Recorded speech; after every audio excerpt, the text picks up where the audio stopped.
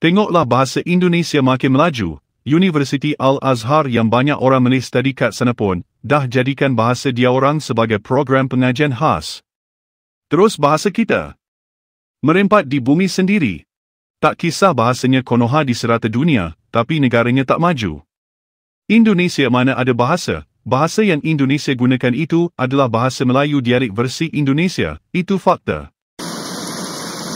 Upaya Badan Pengembangan Bahasa dan Pembinaan Bahasa demi menginternasionalisasikan bahasa Indonesia, terus dilakukan dengan memperkenalkan dan membuka kelas-kelas bahasa Indonesia kepada warga asing yang ada di berbagai negara.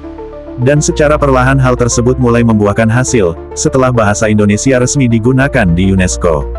Dan dampaknya terlihat banyak warga negara asing yang sudah bisa berbahasa Indonesia, namun jika sebelumnya, hanya terbatas pada kursus bahasa Indonesia bagi penutur asing saja, sedangkan kini bahasa Indonesia sudah mulai dilirik menjadi salah satu program studi di perguruan tinggi di berbagai negara. Yang terbaru melalui kerjasama dengan Badan Pengembangan dan Pembinaan Bahasa, Kementerian Pendidikan Dasar dan Menengah Indonesia, Universitas Al-Azhar, Kairo, resmi membuka program studi Bahasa dan Sastra Indonesia. Rektor Universitas Al-Azhar, Kairo, mengatakan bahwa bahasa Indonesia kini sejajar dengan bahasa-bahasa internasional lainnya, yang diajarkan seperti bahasa Inggris, Perancis, Jerman, Jepang, dan Mandarin. Bismillahirrahmanirrahim. Alhamdulillahirabbil alamin. Wa sallallahu ala sayyidina Muhammadin wa ala alihi wa ashabihi ajma'in.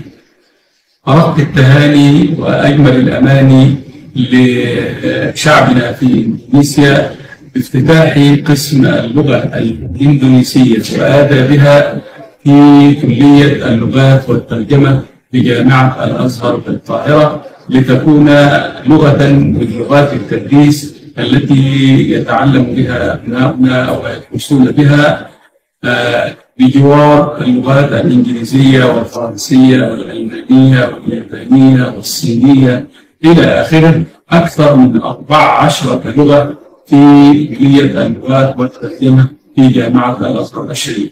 وهذا هو احتفاء بشعب إندونيسيا الذي يحب الأزهر الشريف ويحبه الأزهر الشريف، ويحرص فضيلة الإمام الأكبر الأستاذ الدكتور أحمد الطيب شيخ الأزهر الشريف دائما على طلاب إندونيسيا. وصلى الله على سيدنا محمد وعلى آله وأصحابه أجمعين، والسلام عليكم ورحمة الله. Perjalanan bahasa Indonesia di Universitas Al-Azhar dimulai sejak 2016 melalui kerjasama dengan KBRI Kairo, dan Badan Bahasa Kemendikdasmen, dalam bentuk kursus BIPA. Kemudian pada 2019, bahasa Indonesia ditetapkan sebagai bahasa pilihan kedua. Dan seiringnya waktu, jumlah peminat bahasa Indonesia terus meningkat. Sehingga tidaklah heran, jika ada orang-orang Mesir banyak yang fasih berbahasa Indonesia. Halo, aku mau jelasin sesuatu ya. Aku orang Mesir, aku orang Arab. Jadi nggak apa-apa kalau aku nggak terlalu lancar seperti orang Indonesia. Nggak apa-apa, nggak wajib aku lancar 100%. Yang penting aku bisa ngerti orang Indonesia, dan orang Indonesia bisa ngerti aku. Itu yang penting. Teman-teman, ini aku Ustazah Nur, aku mahasiswa di Al-Azhar, jurusan Lugha Arabiyah. Aku orang Palestina, dari Gaza. Tapi udah lama banget tinggal di Mesir, jadi lancar bahasa Mesirnya insya Allah. Udah 2 tahun belajar bahasa Indonesia, dan ya insya Allah sampai ketemu di kursus Ataisir. Siapa kamu? Tinggal di mana? Kenapa di Indonesia? Bagaimana bisa bahasa Indonesia? Buat apa di Indonesia? Semua pertanyaan ini setiap hari saya terima, setiap hari ada DM, setiap hari ada komen-komen. Saya mau jawab semuanya di video ini, terus akan pen video ini biar semuanya tahu, biar gak ada orang sibuk-sibuk fikir lagi. Saya orang Mesir, sudah di Indonesia 5 tahun. Fatimah, kamu siapa? Asli mana? Kok bisa tertarik dengan bahasa Indonesia? Sampai ada yang nanya, Fatimah kamu belajar bahasa Arab di mana? Saya orang Arab loh. Saya Fatimah, asli Mesir. Saya sejak SD sampai selesai S1, Alhamdulillah di Al-Azhar, dan sudah melanjutkan S2 di Indonesia. Namun yang menggelikannya, banyak dari warganet negara tetangga yang berkomentar, yang sepertinya merasa kepanasan dengan kenyataan bahwa bahasa Indonesia semakin mendunia. Tengoklah bahasa Indonesia makin melaju. Universiti Al-Azhar yang banyak orang Malay study kat sana pun, dah jadikan bahasa dia orang sebagai program pengajian khas. Terus bahasa kita merempat di bumi sendiri.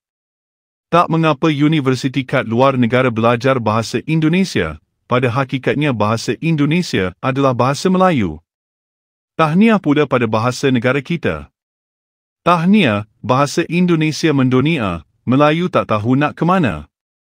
Bahasanya mendunia, tapi banyak yang tak tahu cakap English. Bahasanya maju tapi ekonominya tak maju. Tak kisah bahasanya Konoha di serata dunia, tapi negaranya tak maju. Indonesia mana ada bahasa, bahasa yang Indonesia gunakan itu adalah bahasa Melayu dialek versi Indonesia, itu fakta. Konoha mana tahu sejarah, dorang tak belajar sejarah. Saya rakyat Malaysia, berbangga pada Indonesia, tahniah. Indonesia tu sendiri tak mengakui itu bahasa Melayu. Memang tidak dinafikan bahasa jiran kita dah maju dari dulu, tahniah Indonesia. Tidak ada bahasa Indonesia, yang betulnya bahasa Melayu Indonesia. Tiada yang namanya bahasa Indonesia, yang ada bahasa Melayu yang diindonesiakan selepas Indonesia merdeka. Adapun bahasa Melayu sudah dituturkan lama sebelum Indo merdeka di Kepulauan Nusantara. Konoha memang tak faham bahasa pun bagilah apa fakta sekalipun mereka tetap spin.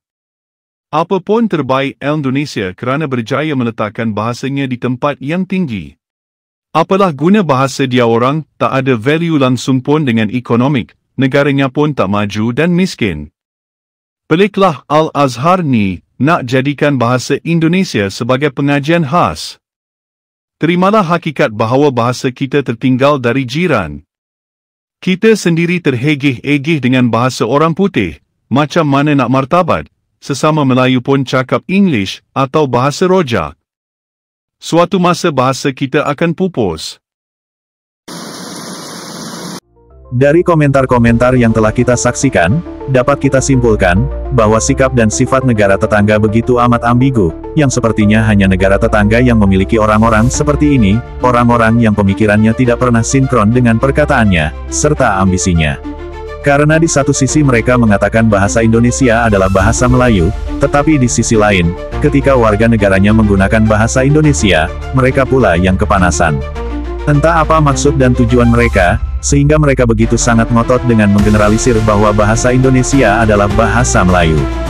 Mungkin negara tetangga ingin menumpang dengan popularitas bahasa Indonesia, ataukah warga negara tetangga butuh validasi dari orang-orang Indonesia, untuk bahasa Melayu yang ada di negaranya. Sementara di dalam negaranya sendiri saja, urusan bahasa tak pernah usai, dari dulu sampai saat ini. Belum lagi mereka sendiri yang terlihat tidak memartabatkan bahasa nasionalnya sendiri, yang mereka namakan bahasa Melayu itu, yang berkeinginan keras agar bahasa nasionalnya itu mendunia. Lalu ketika bahasa Indonesia menunjukkan kemajuannya, mereka seakan-akan kaget, dan tiba-tiba menerapkan strategi untuk menggandeng Indonesia, demi menjadikan bahasa Melayu sebagai bahasa internasional. Mereka pun juga memberikan label bahasa Indonesia dengan nama Bahasa Melayu Indonesia. Dan itu sama saja meminta pada kepemerintahan Indonesia untuk merubah konstitusinya dengan mengganti nama bahasa nasionalnya, dan itu adalah suatu penghinaan, atau tidak menghormati undang-undang konstitusi yang ada di Indonesia, alias tidak menghormati kedaulatan negara Indonesia sebagai negara yang berdaulat. Karena di dalam konstitusi, urusan bahasa Indonesia sudah final, dan tidak bisa diganggu-gugat, apalagi diberi embel-embel nama lain. Karena hal itu akan berdampak terhadap keutuhan kehidupan berbangsa dan bernegara, yang tidak menonjolkan salah satu etnis. Jika demikian, negara tetangga ingin memulai peperangan dengan Indonesia, karena sama saja ingin memecah belah bangsa Indonesia. Bahasa Indonesia tidak hanya sekedar bahasa komunikasi semata, tetapi bahasa Indonesia adalah identitas jati diri bangsa, yang menjadi media pemersatu seluruh rakyat Indonesia, yang berbeda-beda suku, bahasa, dan juga ras. Sekalipun negara tetangga sibuk dengan permasalahan pengembangan bahasa nasionalnya, akan tetapi bahasa Indonesia, dalam perkembangannya sudah hampir 70 negara dan 30 lebih universitas di dunia, membuka program studi ataupun jurusan maupun kelas bahasa Indonesia, sehingga semakin banyak orang-orang yang bisa berbahasa Indonesia. Lalu ketika ada warganet negara tetangga mengatakan, kalau bahasa Indonesia itu tidak ada nilai tambah ataupun nilai ekonomi, maka inilah bukti orang yang menyatakan IQ tinggi, namun pada kenyataannya ber-IQ lemah. Bahasa adalah alat penting dalam ekonomi, karena berfungsi sebagai media komunikasi dalam segala urusan ekonomi. Bahasa adalah alat fundamental untuk perdagangan, negosiasi, komunikasi bisnis, dan pemahaman konsep ekonomi.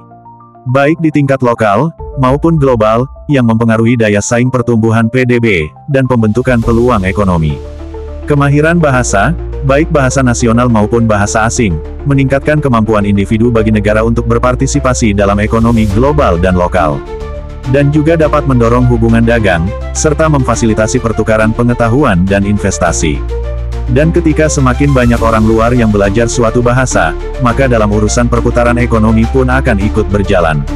Sehingga ketika ada yang mengatakan belajar bahasa Indonesia tidak ada nilai tambah, maka orang seperti inilah yang merusak bahasanya sendiri.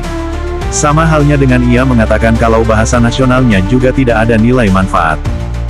Cukup sekian video kali ini. Terima kasih. Sampai jumpa lagi.